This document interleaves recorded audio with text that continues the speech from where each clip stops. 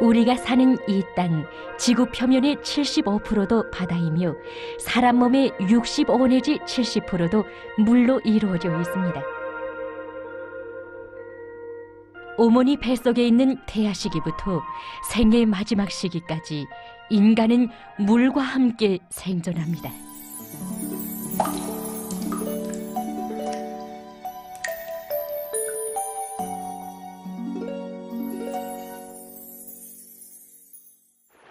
예로부터 우리 인민들은 물은 백약의 으뜸이다, 물맛이 있으면 건강하다고 했으며, 유명한 의학자였던 허주는 동의보감에 물은 하늘이 준 생명수인데 물을 제일 먼저 우러내야 한다는 글을 남겼습니다. 이런 말들은 물이 인간의 수명에 얼마나 큰 영향을 미치는가 하는 것을 잘 알 수 있게 하고 있습니다. 생활에서는 물을 적게 마시거나 물을 마시는 데 대하여 관심이 적은 사람들이 있습니다. 이런 사람들의 경우에 자기 몸 상태를 관찰해 볼 필요가 있습니다. 그래서 우리가 환자들을 대상으로 관찰해 본 데 의하면 대체로 몸 안에 이제 병적 요소가 많다든가 또 노화가 심해질수록, 그리고 육체 상태가 나쁜 사람들 속에서 물 마시기에 대한 관심이 적었습니다. 결국 물 마시기에 대한 관심이 적다, 이것은 몸 안에 이제 병이 있다는 신호로 되는 것입니다. 그러면 물 마시기가 왜 싫어지겠는가? 그것은 몸이 물 흐름 조건이 나빠져서 체액의 질, 그다음 혈관과 혈액의 질이 나빠져 그 흐름 속도가 떨어지기 때문입니다. 물은 마시고 싶은 감각이 느껴져야만 마시는 것이 아니라 의식적인 노력으로 마셔야 합니다. 의식적으로 자주 물을 마실 때만이 생명물질의 운반작용, 체온 조절, 체액 농도 조절, 로폐물 배설, 독물질 해제 등의 역할을 수행하는 건강에 좋은 물의 효과를 충분히 볼 수 있습니다. 그러면 물은 얼마만큼 마셔야 하겠습니까? 물은 하루에 보통 1리터 반 내지 2리터를 마시면 충분합니다. 이 물량은 사람이 식사를 하면서 먹게 되는 국과 차, 과일 단물을 비롯한 여러 가지 음료를 포함한 량입니다.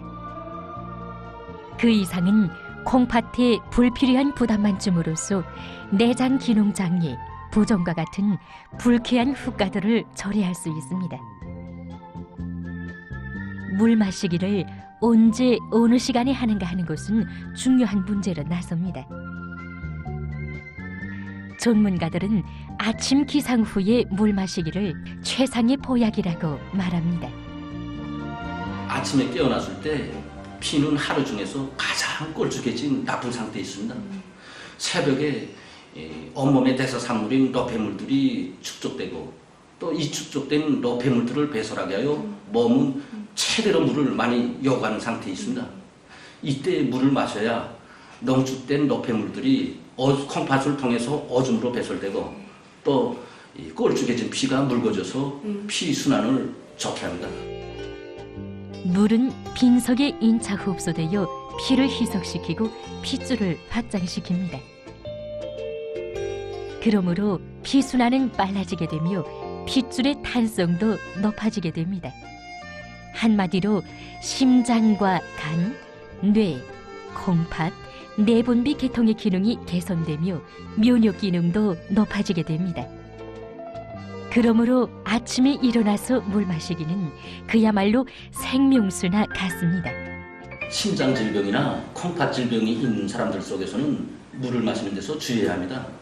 왜냐하면 이런 사람들이 물을 많이 마시면 콩팥 기능이나 심장 기능이 더 나빠질 수 있기 때문입니다. 식사 직전에 물을 마시는 것을 금해야 합니다. 식사 직전에 물을 마시면 위액이 중화되어 음식물의 소화 흡수율이 떨어집니다. 적어도 식사하기 30 내지 40분 전에 물을 마셔야 물질 대사를 촉진하고 전반적인 소화기관의 기능을 개선하는 데도 도움을 주게 됩니다.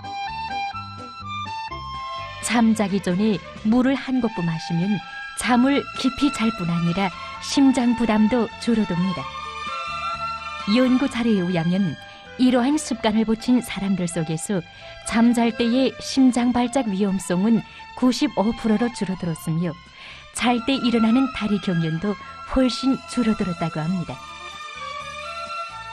누구나 의식적인 물 마시기에 대해서 늘 생각합시다. 물 마시기를 정상화하는 것은 보약 중에 제일 보약입니다.